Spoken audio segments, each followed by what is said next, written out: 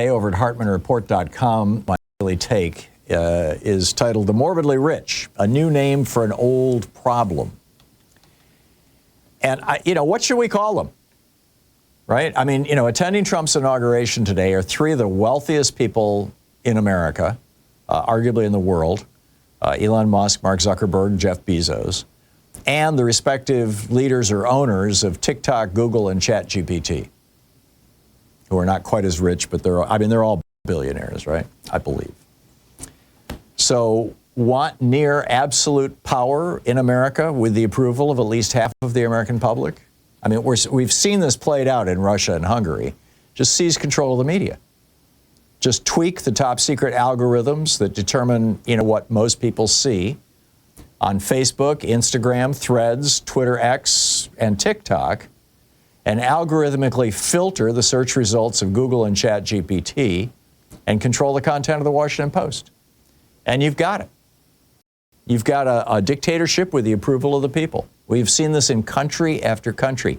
Seize the media first. Half of America now gets their news from Facebook or social media or TikTok or Instagram. And all of these sites are now fully in the bag for Donald Trump. So how do we describe these oligarchs who control these media platforms?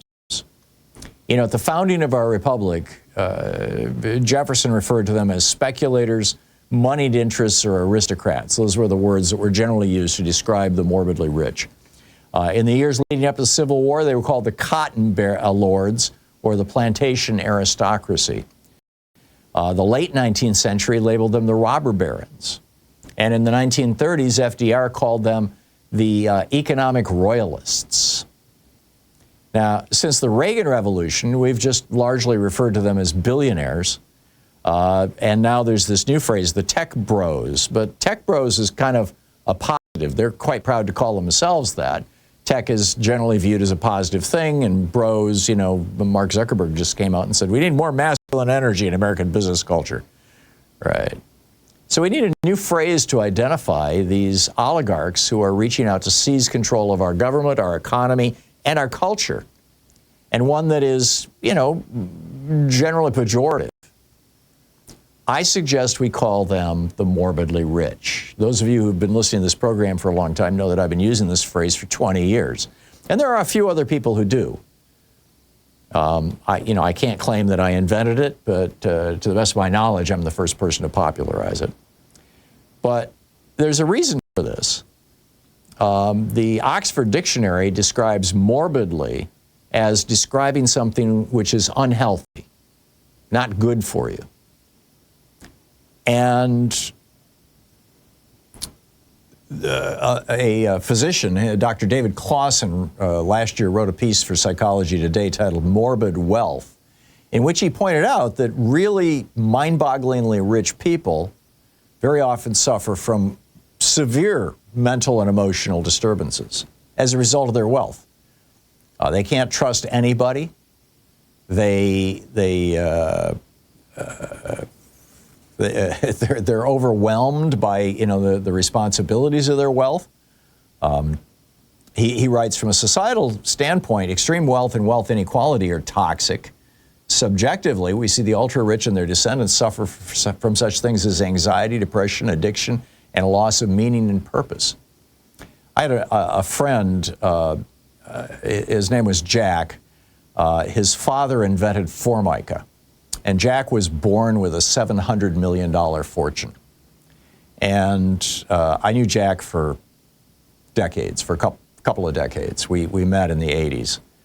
And Jack had along with his boyfriend, had moved to Vermont and lived in a mansion just, about a half-hour drive from where Louise and I lived in Vermont. He kind of followed us to Vermont. They moved there a few months after we did. And we used to get together all the time. And I remember one time Jack was showing me a new print by wasn't Rembrandt. It was one of the great, one of the old masters. I mean, it was literally a print that cost him like $2 million or something. And he it had just arrived, and he was showing it to me. And I was like, well, that's really cool. And just kind of apropos of nothing, out of nowhere, he suddenly gets tears in his eyes. And he said, Tom, you know, I've known you for almost 20 years. He said, I think you're the only person who's never asked me for money. I think you're the only person who actually cares for me. I was just shocked, you know, that this is the difficulty that some very rich people have, that they can't have relationships, or if they do, it's very difficult. So anyhow, I think we need to start referring to these people as morbidly rich. I think their wealth is an illness, not just for them, but also for our society and for our democracy. Remember when Trump promised a room full of morbidly rich fossil fuel executives that if they gave him $1 billion, that he would regulations preventing them from destroying our planet?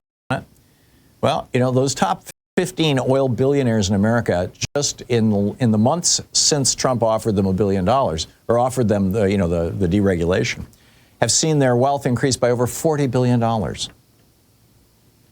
2/3 of America, of Americans, according to a new Pew poll, think the mind-bogglingly rich have too much political influence. Now, there are 3 things that have brought this about, of course.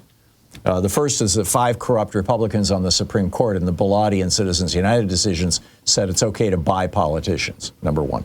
Number 2, Reagan, using Jude Wanniski's 2 Santa Claus strategy, has run up our national debt. Reagan, Trump, and Bush ran up our national debt by $36 trillion with tax breaks for the billionaires. And the third was Reagan's 1983 order to stop enforcing our antitrust laws.